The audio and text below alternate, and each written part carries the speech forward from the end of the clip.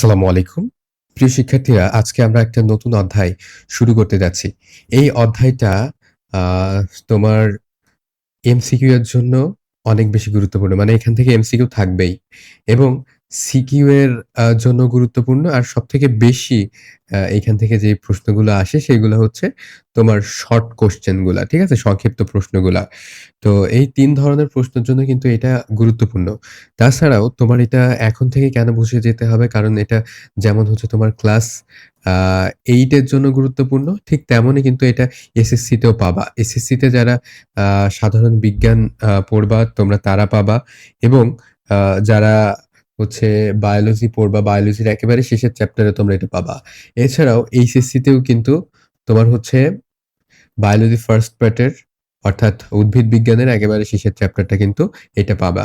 So এইটার যে basic নিয়ে এখন আলোচনা করব সেগুলা কিন্তু তোমাকে খুব ভালোভাবে পারতে হবে। তো তার জন্য প্রথমত আমরা যেগুলা তোমাকে দাগিয়ে দেব সেগুলা তোমাদেরকে খুব ভালোভাবে পড়তে হবে এবং নিজেদের কে সেগুলা দাগিয়ে নিতে হবে।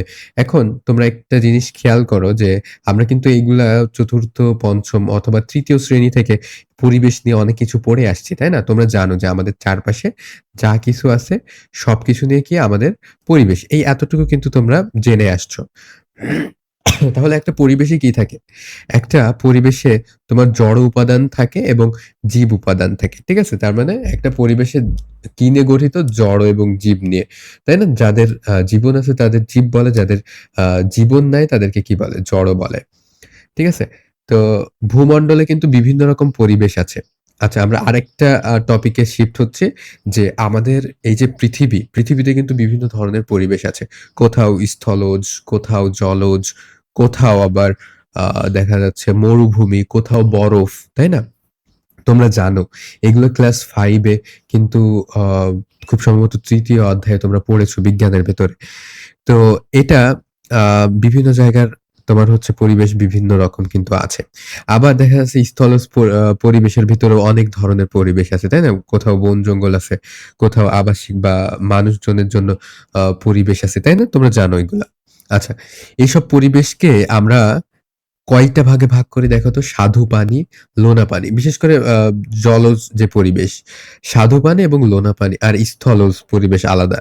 তাই না? আবার স্থলজ পরিবেশের ভেতরেও বেশ কয়েকটা টাইপ কিন্তু আছে। স্বাদু পানি বলতে কি বোঝায়? দেখা যাচ্ছে পুকুর, নদী, নালা, হ্রদ এগুলার পানি। আর লোনা পানি বলতে এক কথায় বোঝায় হচ্ছে সমুদ্রের পানি, রাইট? লবণাক্ত পানি যেগুলা। আচ্ছা, এই ৩ টি ভাগে ভাগ করতে পারো। তাহলে কয়টা ভাগে ভাগ করতে পারো? ৩ টা ভাগে। স্বাদু পানি, লোনা পানি এবং স্থলজ। এই ৩ রকম পরিবেশের প্রত্যেকটির স্বতন্ত্র ধরনের অজীব এবং জীব উপাদান থাকে। তার মানে স্বাদু পানিতে দেখা যাচ্ছে তোমার যেগুলা বাঁচবে, লোনা পানিতে হয়তো সেগুলা বাঁচবে না। আবার লোনা পানিতে বাঁচবে যেগুলো স্বাদু পানিতে হয়তো বাঁচবে না। সো তাদের ভেতরে তাদের পরিবেশ অনুযায়ী কিন্তু কি থাকে? পরিবেশ অনুযায়ী জীবের প্রকারভেদ কিন্তু থাকে। ঠিক আছে? এসব জীব ও অজীব এবং জীব উপাদান একে অপরের সাথে সম্পর্কযুক্ত। তার মানে যাদের জীবন আছে এবং যাদের জীবন নাই, তারা কিন্তু পরস্পরের সাথে বেঁচে থাকার জন্য বিশেষ করে যাদের জীবন আছে তারা কিন্তু ওই অজীব অর্থাৎ যার জীবন নাই সেটার উপরে কিন্তু ডিপেন্ডেন্ট। মানে পরিবেশ বিশেষ করে। আচ্ছা, তোমরা জানো পরিবেশের জীব উপাদানসমূহের মধ্যে রয়েছে বিভিন্ন ধরনের উদ্ভিদ এবং প্রাণী। ঠিক আছে? পরিবেশের জীব উপাদানের ভিতরে কি আছে? তার মানে যাদের জীবন আছে তাদেরকে আবার আমরা কয়টা ক্যাটেগরিতে ভাগ করি? ২ টা। একটা হচ্ছে প্রাণী এবং একটা হচ্ছে কি উদ্ভিদ। ঠিক আছে? তো এই যে প্রাণী এবং উদ্ভিদ এরা কিন্তু আবার একে অপরের সাথে নির্ভরশীল। এখন বলো যে প্রাণী কিভাবে নির্ভরশীল? প্রাণী তো মাস্ট অবশ্যই নির্ভরশীল উদ্ভিদের উপরে, বিশেষ করে খাদ্যের জন্য।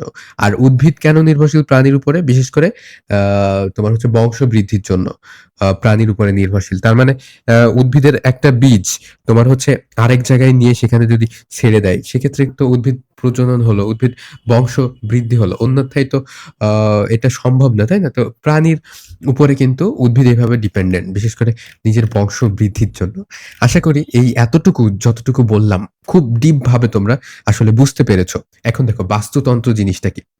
এখান থেকে এই যে বাস্তুতন্ত্রের এই যে কনসেপ্টটা সরি, বাস্তুতন্ত্রের যে কনসেপ্টটা, এই কনসেপ্টটা এখান থেকেই ক্লিয়ার হয়ে যাওয়ার ট্রাই করবা। এটা ৯ম-১০ম শ্রেণীতে গিয়ে কিন্তু আ এই কনসেপ্টটা কাজে লাগবে। দেখো, পৃথিবীর বিভিন্ন পরিবেশে বিভিন্ন জীব বাস করে। প্রতিটি বাসস্থানের বিভিন্ন এলাকায় জলবায়ু, আবহাওয়া ও অন্যান্য জীব ও জীব উপাদানের মধ্যে পার্থক্য দেখা যায়। তার মানে ওই যে কথাটা বললাম যে আ একেক জায়গার তোমার আবহাওয়া একেক রকম, জলবায়ু একেক রকম এবং পরিবেশের যত উপাদান সেগুলা কিন্তু ভিন্ন, ভিন্ন রকম। মরুভূমিতে একরকম দেখবা, আর হচ্ছে যেখানে বরফ আছে, বরফের দেশ, তাই না? মেরু অঞ্চলে গিয়ে দেখবা আরেক রকম। এসব পার্থক্যের কারণে পৃথিবী জুড়ে স্থান ভেদে বিচিত্র সব আ জীবের বসতি। তার মানে সব জায়গায় কিন্তু সব রকম জীব থাকতে পারে না, তাই না? একেক জায়গায় একেক রকম জীব থাকে। বন-জঙ্গলে তুমি যে ধরনের জীব দেখবে, পুকুরে বসবাসরত জীব তাদের থেকে ভিন্ন। মানে যে কথাটা বলছি, তাই না?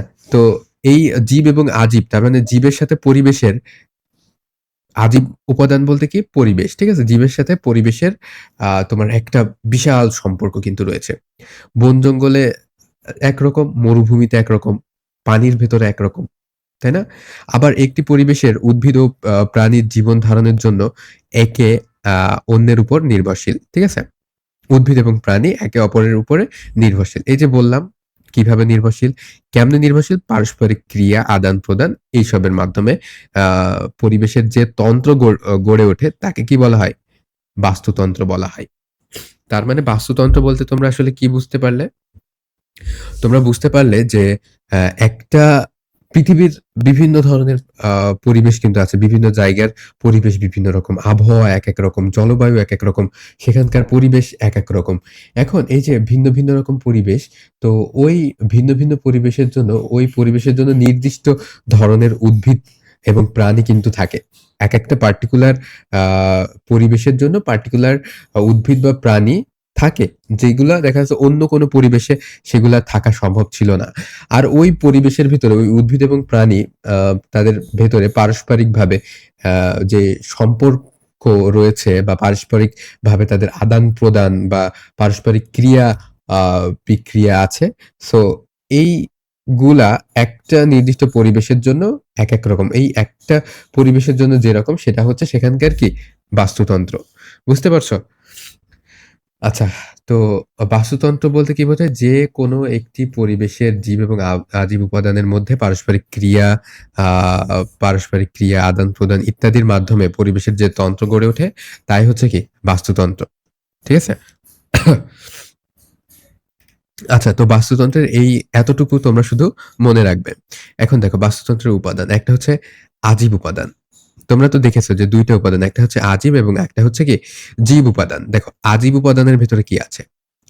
আ যেগুলার আজীব বলতে কি বোঝায়? যেগুলার প্রাণ নেই। তার মানে আমরা পরিবেশের আ সে সকল উপাদান বুঝি যেগুলা হচ্ছে জড়, তাই না? জড় যেগুলার প্রাণ নেই। তো তার ভিতরে একটা আছে অজৈব বা ভৌত উপাদান। আরেকটা হচ্ছে জৈব উপাদান। অজৈব বা ভৌত উপাদান বলতে কি বোঝায় দেখো? আ লবণ, মাটি, পানি, আ আলো, বায়ু, তাপ, আর্দ্রতা ইত্যাদি। তার মানে যেগুলোর সাথে তোমার কোনো জীবের কোনো মানে জীব থেকে যেগুলা তৈরি হয় না সেগুলো কি? অজৈব উপাদান বা ভৌত উপাদান। ভৌত উপাদান বলতে যেগুলোর সাথে মানে যেগুলা জীব থেকে তৈরি হয় না। আর আ তোমার হচ্ছে জৈব উপাদান বলতে মানে যেগুলা জীব থেকে তৈরি হয়। জীব থেকে তৈরি হয়। জীব থেকে বলতে জীবের যে মৃতদেহ আছে না? এই মৃতদেহ গলে পচে যে জৈব উপাদান তৈরি হয় সেইগুলা। মানে বিশেষ করে যেগুলো সার হিসেবে কাজে লাগে। ঠিক আছে? এই উপাদানগুলো উদ্ভিদের জন্য খুবই গুরুত্বপূর্ণ। উদ্ভিদের বৃদ্ধির জন্য খুবই গুরুত্বপূর্ণ। তাহলে তোমরা কি বুঝলে? যে অজীব উপাদান আ যেগুলা মানে পরিবেশেরই উপাদান কিন্তু অজীব বলতে কি বোঝায়? বা যেগুলার প্রাণ নেই, তাই না? অজীব উপাদান বলতে বোঝায় যেগুলার কি নাই? যেগুলার প্রাণ নাই। জাস্ট এতটুকু বুঝলেই কিন্তু হবে। আর তোমার হচ্ছে সজীব উপাদান বলতে কি বোঝায়? যেগুলার কি আছে? প্রাণ আছে। তার মানে এক কথায় হচ্ছে কি? প্রাণী। বোঝা গেল? এক কথায় প্রাণী। সজীব উপাদান হলো এক কথায় কি? প্রাণী। আচ্ছা। আহ তারপরে দেখো, জীব উপাদান বলতে অধিকাংশ সব কি? জীব জীবন্ত অংশ, তাই না? অধিকাংশ সব কি? জীবন্ত অংশ। তার মানে অধিকাংশের কি আছে? জীবন আছে। তো দেখো এখানে তোমার অ অজৈবর ভিতরে হচ্ছে সরি অজীবের ভেতরে যেমন অজৈব এবং জৈব ২ টাই কিন্তু খুবই গুরুত্বপূর্ণ। ঠিক তেমনিভাবে জীব যে উপাদান, জীব উপাদানের ভেতরেও কিন্তু আমাদের যে সকল যাদের প্রাণ আছে, জীবন আছে তারাই কি? জীব উপাদান। বাস্তুতন্ত্রের সকল জীব এবং অজীব উপাদানের মধ্যে পারস্পরিক সম্পর্ক রয়েছে তা তোমরা কিন্তু আ দেখলে। আমরা কিন্তু আলোচনা করছি অলরেডি। তো জীব উপাদানের ভিতরে আবার কয়টা ভাগে ভাগ করা যায় দেখো তো? ৩ ভাগে ভাগ করা যায়। একটা হচ্ছে উৎপাদক, একটা হচ্ছে খাদক, আর একটা হচ্ছে বিয়োজক। এই ৩ ভাগে। এখন উৎপাদক বলতে কি বোঝায়? উৎপাদক বলতে বোঝায় যারা উৎপন্ন করে। আসলে কি উৎপন্ন করে? অ্যাকচুয়ালি যারা খাদ্য উৎপন্ন করে। বুঝতে পারছো? আর খাদক বলতে কি বোঝায়? যারা হচ্ছে কি খায়। যারা একে অন্যকে খেয়ে বেঁচে থাকে। আর বিয়োজক বলতে কি বোঝায়? যারা হচ্ছে গলিয়ে পচিয়ে পরিবেশের সাথে মিশিয়ে দেয়। ঠিক আছে? এই ৩ ভাগে ভাগ করা যায়। তোমরা এটা মনে রাখবা। এখন দেখো উৎপাদক বলতে কি বোঝায়? উৎপাদক মানে যারা নিজেরা কিন্তু নিজের খাদ্য তৈরি করতে পারে। ঠিক আছে? যেমন উদ্ভিদ। উদ্ভিদ কিন্তু নিজের খাদ্য নিজে তৈরি করতে পারে। কিসের মাধ্যমে? তাদের যে পাতায় ক্লোরোফিল থাকে কিন্তু। ঠিক আছে? পাতায় ক্লোরোফিল থাকে। এজন্য তারা সালোক সংশ্লেষণ পদ্ধতির মাধ্যমে কিন্তু নিজের খাদ্য কিন্তু তারা নিজেরা তৈরি করতে পারে। ঠিক আছে? তো সালোক সংশ্লেষণের মাধ্যমে তারা হচ্ছে তাদের ভেতরে যে প্লাস্টিড থাকে, ঠিক আছে? ক্লোরোফিল এর ভেতরে যে প্লাস্টিড থাকে সেটার মাধ্যমে কিন্তু তারা নিজেরা নিজের খাদ্য কিন্তু তৈরি করতে পারে এবং এই যে শর্করা খাদ্য তৈরি করে, এটা কিন্তু তারা নিজেরাই তৈরি করে, পাতার মধ্যে তৈরি করে। ঠিক আছে? আ তারা কিন্তু খাদ্যের জন্য অন্যের উপরে নির্ভরশীল না। তারা নিজের খাদ্য নিজের তৈরি করে। অর্থাৎ সবুজ উদ্ভিদ। এক কথায় কি? এক কথায় কি বলবা? সবুজ উদ্ভিদ। মনে থাকবে এক কথায় হচ্ছে সবুজ উদ্ভিদ। এরা হচ্ছে উৎপাদক। এইটা কিন্তু এমসিকিউ এর জন্য গুরুত্বপূর্ণ। ঠিক আছে? উৎপাদক কারা? সবুজ উদ্ভিদ। তো এই যে সবুজ উদ্ভিদের যে তৈরি খাদ্য, এই খাদ্যের উপরেই কিন্তু অন্যান্য যত প্রাণী আছে তারা কিন্তু প্রত্যক্ষ এবং পরোক্ষভাবে কিন্তু নির্ভরশীল। ঠিক আছে? আচ্ছা। খাদক বা ভক্ষক কারা? যারা হচ্ছে খেয়ে বেঁচে থাকে। ঠিক আছে? যারা খেয়ে বেঁচে থাকে। এরা কোনো না কোনোভাবে কিন্তু উৎপাদকের উপর নির্ভরশীল অর্থাৎ উদ্ভিদের উপর নির্ভরশীল। যেমন আ যদি বলো যে হরিণ কিংবা হচ্ছে গরু-ছাগল এরা কিন্তু সরাসরি উদ্ভিদ খেয়ে বেঁচে থাকে। মানে যারা তৃণভোজী আ প্রাণী আছে, তাই না? তারা কিন্তু সরাসরি মানে প্রত্যক্ষভাবে নির্ভরশীল। তারা কেমনে নির্ভরশীল? প্রত্যক্ষভাবে উদ্ভিদের উপর নির্ভরশীল। আর পরোক্ষভাবে নির্ভরশীল বলতে যারা এই যে গরু-ছাগল, হরিণ-টরিন মানে যারা তৃণভোজী প্রাণীকে খায় তারা কি? তারা কিন্তু পরোক্ষভাবেও আবার এই উৎপাদক অর্থাৎ এইটার উপরে নির্ভরশীল। কারণ দেখো আ যারা তৃণভোজী প্রাণী তারা কিন্তু সরাসরি আ তোমার গাছপালার উপরে নির্ভরশীল খাবারের জন্য। ঠিক আছে? তারা যদি গাছপালা না পাইতো, খাবার না পাইতো তাহলে কি তারা বাঁচত? আর তারা যদি না বাঁচত তাহলে কি আ অন্য কোনো খাদক কি খেয়ে বাঁচত বলো? আচ্ছা তো ৩ ধরনের খাদক আছে। কয় ধরনের খাদক আছে? ৩ ধরনের খাদক। ১ম স্তরের খাদক বলতে কি বোঝায়? যারা, যারা কি উদ্ভিদভোজী বা তৃণভোজী যে কথাটা বললাম তারা। তার মানে এরা সরাসরি কিসের উপর নির্ভরশীল? এই যে উৎপাদক আছে না? উৎপাদক অর্থাৎ উদ্ভিদ আছে না? তারা সরাসরি ওই উদ্ভিদের উপরে নির্ভরশীল। ঠিক আছে? এরা কীটপতঙ্গ হতে পারে কিংবা অনেক বড়, বড় প্রাণীও হতে পারে। কীটপতঙ্গ হতে পারে আ যেমন কোনো মৌমাছি-টৌমাছি বা হচ্ছে এই ধরনের মশা-টশা বা কীটপতঙ্গ টাইপের আর কি আর বড়, বড় গরু, ছাগল কিংবা হচ্ছে হরিণ, তাই না? এরা কি সরাসরি তৃণভোজী অর্থাৎ সরাসরি তারা গাছের উপরে নির্ভরশীল বা উদ্ভিদের উপর নির্ভরশীল। তারা কি ১ম স্তরের খাদক। আর ২য় স্তরের খাদক বলতে কি বোঝায়? যারা কি করে? যারা ১ম স্তরের খাদককে খেয়ে বেঁচে থাকে। ঠিক আছে? যেমন পাখি। পাখি কি খায়? কীটপতঙ্গ খায়। ব্যাঙ কি খায়? কীটপতঙ্গ খায়। মানুষ কি খায়? মানুষ খায় হচ্ছে যে গরু, ছাগল এগুলা খায়। ঠিক আছে? আবার মানুষ সরাসরি আবার উদ্ভিদ থেকেও কিন্তু খাদ্য পায়। আর অন্যান্য মাংসাশী প্রাণী যেমন বাঘ-টাঘ এইগুলা আরকি। তবে এইগুলাকে আমরা ৩য় শ্রেণীতে রাখবো। ঠিক আছে? ৩য় শ্রেণীতে কি বলবো? যারা যারা সব খায়। ২য় স্তরের খাদক যারা সব খায়। যেমন হচ্ছে কচ্ছপ, বক। বক কি খায়? দেখা যাচ্ছে এরা সাপ-টাপ বা ব্যাঙ-ট্যাঙ এগুলা খাইতে পারে। ব্যাঙ, মানুষ ইত্যাদি। এদের মধ্যে কোনো প্রাণী আবার একাধিক স্তরের খাবার খায়। মানে ৩য় স্তরে যারা আছে তারা ১ম স্তরেরও খায়, ২য় স্তরেরও খায়। ঠিক আছে? আবার তোমার হচ্ছে একেবারে উৎপাদকও খায়। হ্যাঁ? যেমন আমরা ডাল, ভাত, আলু এগুলা খাই। তার মানে আমরা ১ম স্তরের খাদকও হলাম। আবার হচ্ছে আমরা মাছ, মাংসও খাই। তার মানে আমরা ২য় স্তরের খাদকও হলাম। তার মানে ৩য় স্তরে যারা আছে তারা কিন্তু সব ধরনের খাদক খায়। তাহলে খাদক কত প্রকার? খাদক কত প্রকার? খাদক জানার আগে আমাদের কি জানতে হবে? উৎপাদক। উৎপাদক। তো উৎপাদক বলতে কি বোঝায়? উৎপাদক বলতে বোঝায় হচ্ছে উদ্ভিদ বোঝায়। ঠিক আছে? আর হচ্ছে খাদক বলতে কি বোঝায়? যারা একে অন্যকে খায়। যেমন খাদকের ভেতরে আবার ৩ টা শ্রেণী। একটা ১ম শ্রেণীর খাদক বা ১ম স্তরের খাদক, ২য় স্তরের খাদক এবং ৩য় স্তরের খাদক। ৩য় স্তরের খাদক। তো ১ম স্তরের খাদক কিন্তু সরাসরি কি? সরাসরি উৎপাদক বা কি খায়? উদ্ভিদ খায়। ঠিক আছে? উদ্ভিদকে খায় ১ম স্তরের যে খাদকটা সেটা। এইবার ২য় স্তরের খাদক কি খায়? ২য় স্তরের খাদক শুধু এই যে তোমার ১ম স্তরের খাদককে খায়। ১ম স্তরের খাদক মানে হচ্ছে যারা সরাসরি হচ্ছে গাছপালা খায় বা তৃণভোজী প্রাণী যারা তারা আরকি। এইবার ৩য় স্তরের খাদক কারা? ৩য় স্তরের খাদক কিন্তু ১ম স্তরের খাদকও খায় এবং ২য় স্তরের খাদককেও খাইতে পারে এবং একই সাথে কিন্তু তারা উৎপাদকও খাইতে পারে। তার মানে ৩য় স্তরের খাদক কাদেরকে বলবো? যারা অলমোস্ট সবই খায় এদেরকে আমরা বলবো। আর ২য় স্তরের খাদক খায় কাকে? ১ম স্তরের খাদককে। ১ম স্তরের খাদক খায় কাকে? তোমার হচ্ছে উদ্ভিদকে মানে হচ্ছে উৎপাদককে খায়। মানে হচ্ছে তৃণভোজী প্রাণীকে খায়। বোঝা গেল? আমরা কিন্তু খুবই চমৎকারভাবে এটাকে ব্যাখ্যা করলাম। এবার দেখো বিয়োজক কারা? যারা হচ্ছে দেখা গেল কোনো একটা প্রাণী মারা গেল বা উদ্ভিদও মারা যেতে পারে। তাই না? তো এই যে উদ্ভিদ এবং প্রাণী মারা গেল, এদের যে দেহাবশেষটা বা এদের যে আ দেহটা, এদের এই দেহটাকে কিন্তু গলানো পচানোর কিন্তু দরকার আছে। যদি গলানো পচানো না হয় তাহলে কিন্তু সেগুলা অপচ্যভাবে সেখানে থাকবে বা অনেক সমস্যার সৃষ্টি করবে। তো বিয়োজক কি করে? বিয়োজক পচায়। তো এজন্য এদেরকে কি বলে? পচনকারী নামে পরিচিত। ঠিক আছে? তো এগুলা কারা? আমাদের আশেপাশে অনেক অণুজীব আছে। অণুজীব বলতে ব্যাকটেরিয়া, ছত্রাক, ঠিক আছে? এগুলা কি করে? এগুলা মৃত উদ্ভিদ বা মৃত প্রাণী দেহের উপরে ক্রিয়া করে। ঠিক আছে? ক্রিয়া করে কি করে? বিভিন্ন ধরনের দেখা যাচ্ছে রাসায়নিক বিক্রিয়া করে। এই যে ব্যাকটেরিয়া যারা আছে, এরা বিভিন্ন ধরনের এনজাইমের মাধ্যমে গলিয়ে পচিয়ে ফেলাইতে পারে। ছত্রাক বিভিন্ন এনজাইমের মাধ্যমে গলিয়ে পচিয়ে ফেলাইতে পারে। ঠিক আছে? ফলে মৃতদেহ ক্রমশ বিয়োজিত হয়ে নানা রকম জৈব এবং অজৈব উপাদানে রূপান্তরিত হয়। ওই যে আমরা জৈব পদার্থ পড়লাম না অজীবের ভেতরে? অজীবের ভেতরে যে জৈব পড়লাম, জৈব মানে কি? জৈব মানে কি আমরা জানি? জৈব মানে যেগুলা কি? জীব দেহ থেকে জীব দেহ থেকে উৎপন্ন সেগুলাকে কি বলে? জৈব বলে। মনে থাকবে?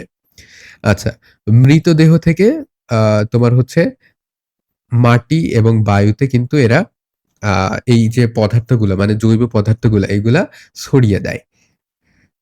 তো অজীব বা জীব উপাদানের ক্রিয়া প্রতিক্রিয়া হয়ে বাস্তুতন্ত্র সচল থাকে।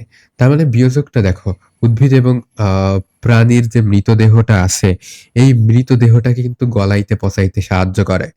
ঠিক আছে? গলায় পচায় আবার পরিবেশে কিন্তু ফিরিয়ে দেয়। আবার ওই পরিবেশ ওইটাকে ব্যবহার করে নতুন আ জীব যারা আছে, নতুন জীবের জন্য তারা প্রস্তুত হয়। কেমনে প্রস্তুত হয়?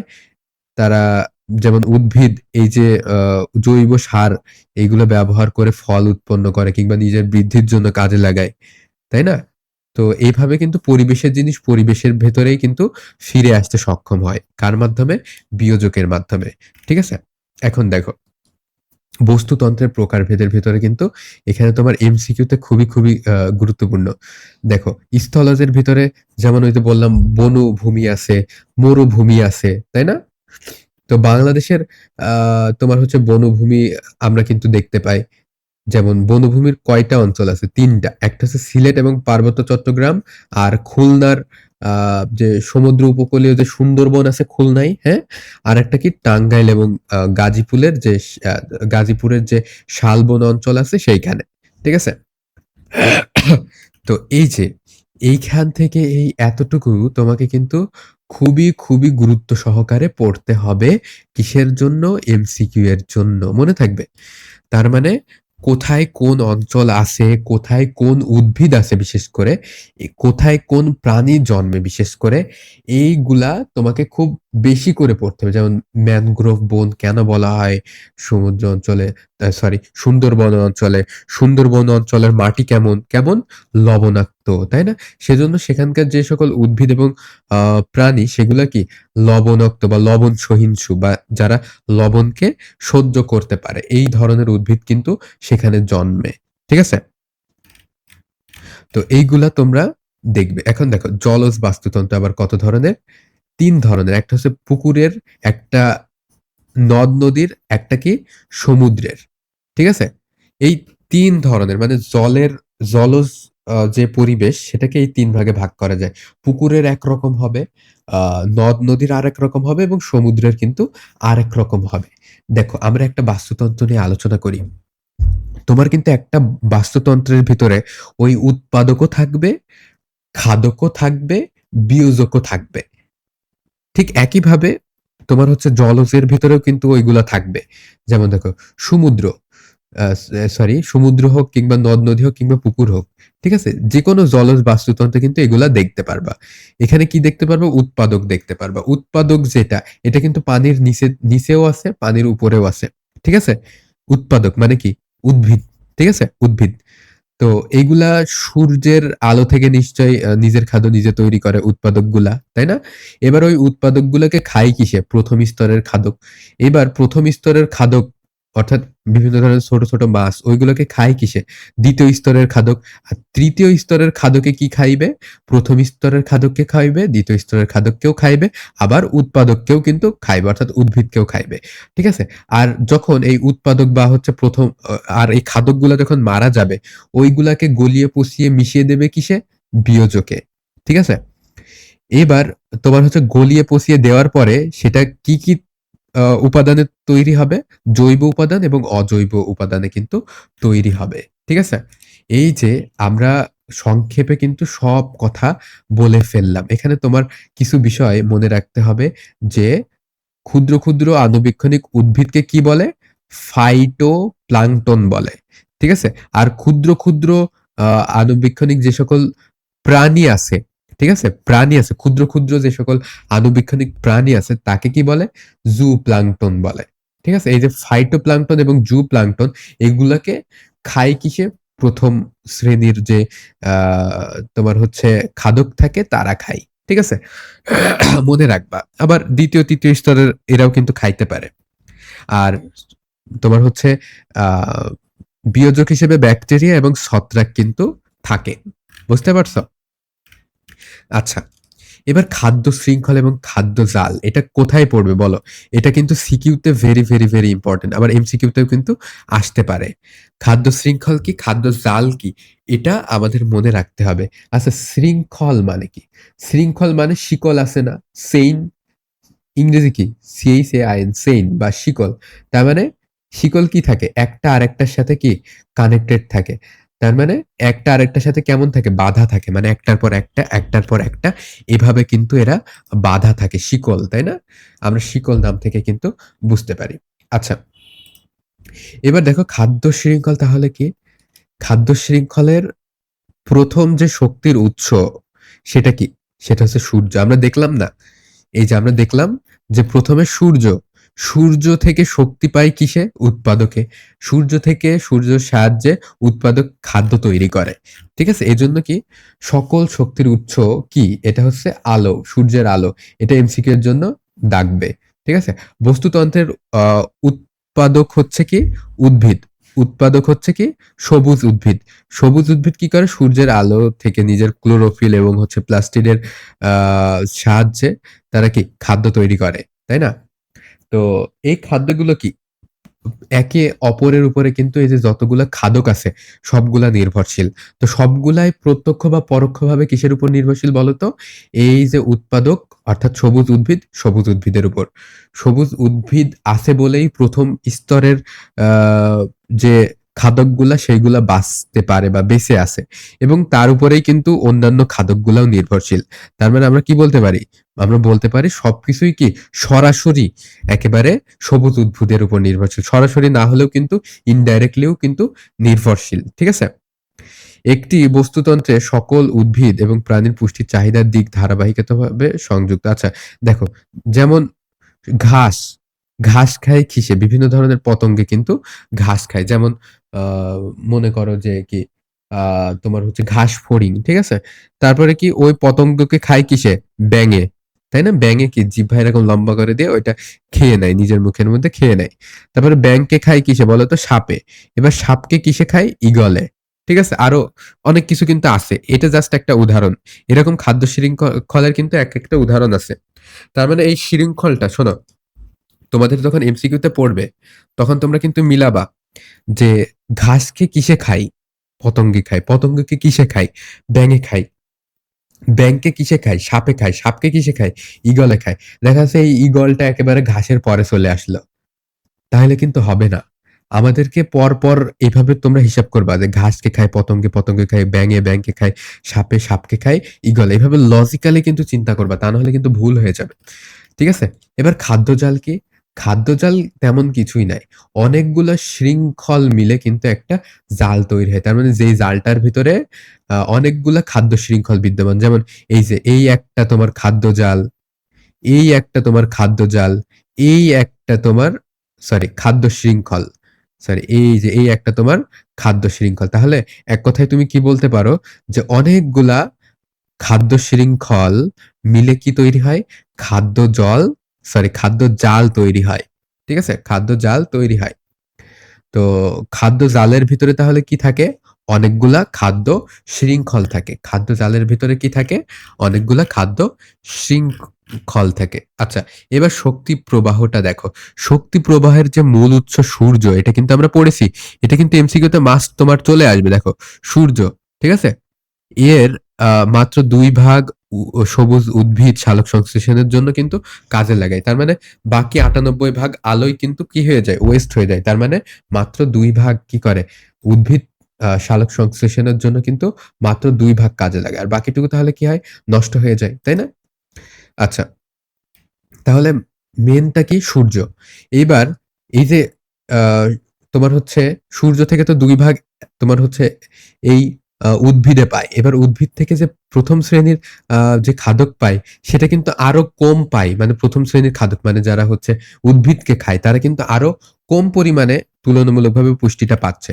ঠিক আছে? এভাবে যত প্রবাহিত হবে, তত এই যে পুষ্টির পরিমাণটা এটা কমতে থাকবে। এজন্য আমরা যদি সরাসরি উদ্ভিদকে খেতে পারি, তাহলে কিন্তু এটা অনেক ভালো হয় আমাদের জন্য। ঠিক আছে? তার মানে ক্রমান্বয়ে কিন্তু শক্তিটা হ্রাস পায়। যেমন দেখো, সৌরশক্তি মানে সূর্য থেকে উদ্ভিদ খাদ্য তৈরি করে না। সেটার মানে সূর্যের শক্তির মাত্র ২% সে ব্যবহার করে। এবার প্রত্যেকটা ধাপে, ধাপে কিন্তু এই পরিমাণটা আস্তে, আস্তে কমে যায়। তার মানে তোমার উদ্ভিদকে যে খায় মানে তৃণভোজী প্রাণী, সেটা কিন্তু সেই পরিমাণ শক্তি তাতে থাকে না। শক্তি কমে যায়। আবার তৃণভোজীকে যে খায় মানে মাংসাশী, মাংসাশী কিন্তু আরো কম পরিমাণে শক্তি পায় তৃণভোজী থেকে। ঠিক আছে? এবার দেখো উৎপাদক, বিয়োজক দেখো। বিয়োজক বলতে কি বোঝায়? যারা পচায়। ঠিক আছে? যারা পচায়।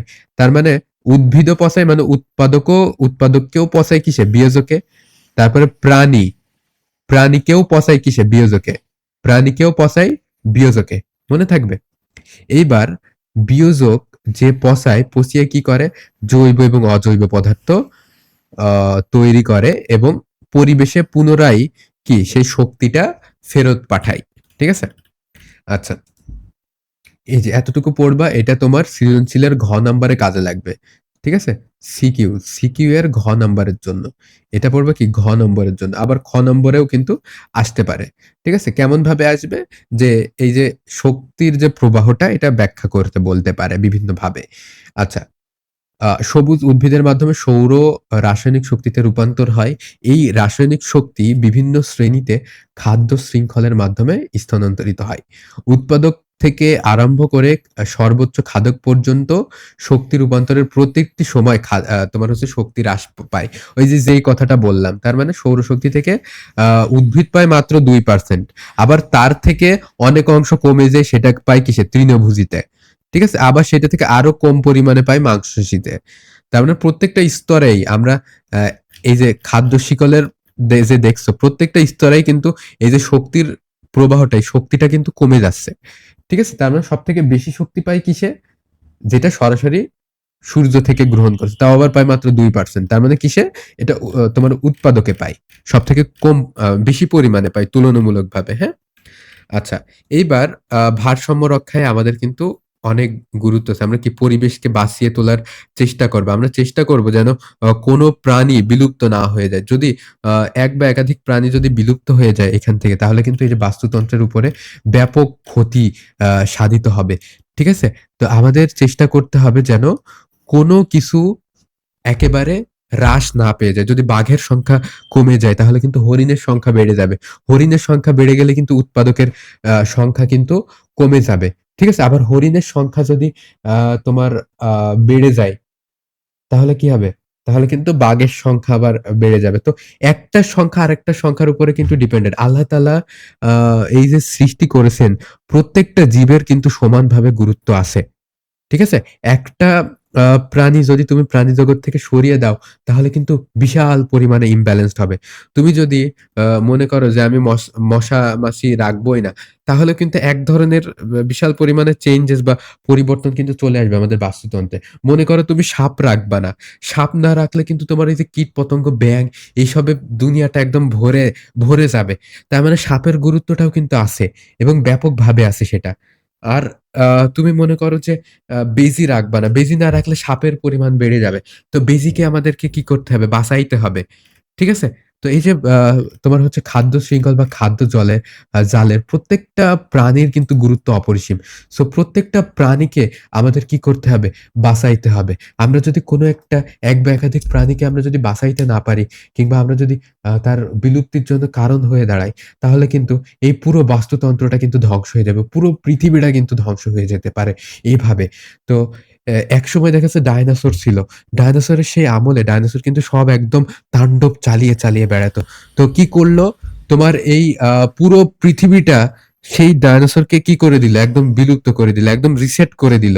আগ্নেয়গিরির মাধ্যমে বা অ্যাস্টেরয়েড এর মাধ্যমে যেটাই বলো না কেন। তো আমরা যদি পৃথিবীতে বেশি বাড়াবাড়ি করি, আমরা যদি পৃথিবীর খেয়াল না রাখি, পরিবেশ ধ্বংস করি, দুনিয়াটাকে যদি আমরা ধ্বংসের মুখে ফেলে দিই, তাহলে কিন্তু এই ধ্বংসের কারণ আবার একটা যে ধ্বংস আসবে, ওই ধ্বংসের কারণটা কিন্তু আমরাই হব। সো আমাদের চেষ্টা করতে হবে সবকিছু বাঁচানোর, পরিবেশ বাঁচানোর এবং এই যত প্রাণী আছে, এই প্রাণীকুলকে রক্ষা করার। ঠিক আছে? এটা দায়িত্ব আমাদেরই। কারণ একটা কথা মনে রাখবে যে মানুষ ছাড়া কিন্তু পরিবেশটা দিব্যি আ ভালো আছে। কিন্তু মানুষের জন্যই কিন্তু পরিবেশটা নষ্ট হচ্ছে। ঠিক আছে? সুতরাং আ আমরা পরিবেশটাকে রক্ষা করব। তোমরা এখান থেকে খাদ্য শৃঙ্খলটা খুব ভালোভাবে বুঝে যাবা। ঠিক আছে? তো খাদ্য শৃঙ্খল বলতে কি বোঝায়? যে একটার উপর আরেকটা নির্ভরশীল, আরেকটার উপরে আরেকটা নির্ভরশীল এইভাবে। আর খাদ্য জাল বলতে কি বোঝায়? যে অনেকগুলা খাদ্য শৃঙ্খল মিলেই কিন্তু একটা খাদ্য জাল। তার মানে একটা খাদ্য জালের ভিতরে আ একাধিক খাদ্য শৃঙ্খল কিন্তু বিদ্যমান থাকবে এবং কোনটা কিসের কাকে খাবে এই জিনিসটা তোমরা অবশ্যই লজিকের মাধ্যমে এবং ফ্যাক্টের মাধ্যমে কিন্তু বাস্তবায়ন করবা। তো এখানে আমি যেগুলা বললাম যে কোনটা তোমার সিকিউ এর জন্য ইম্পোর্টেন্ট, কোনটা এমসিকিউ এর জন্য দাগিয়ে দিলাম। তোমরা কিন্তু দাগিয়ে পড়বা, বুঝে পড়বা। ঠিক আছে? So thank you so much. দেখা হবে আগামী পর্বে সিকিউ, এমসিকিউ বা আরেকটা অধ্যায়ে। ধন্যবাদ সবাইকে।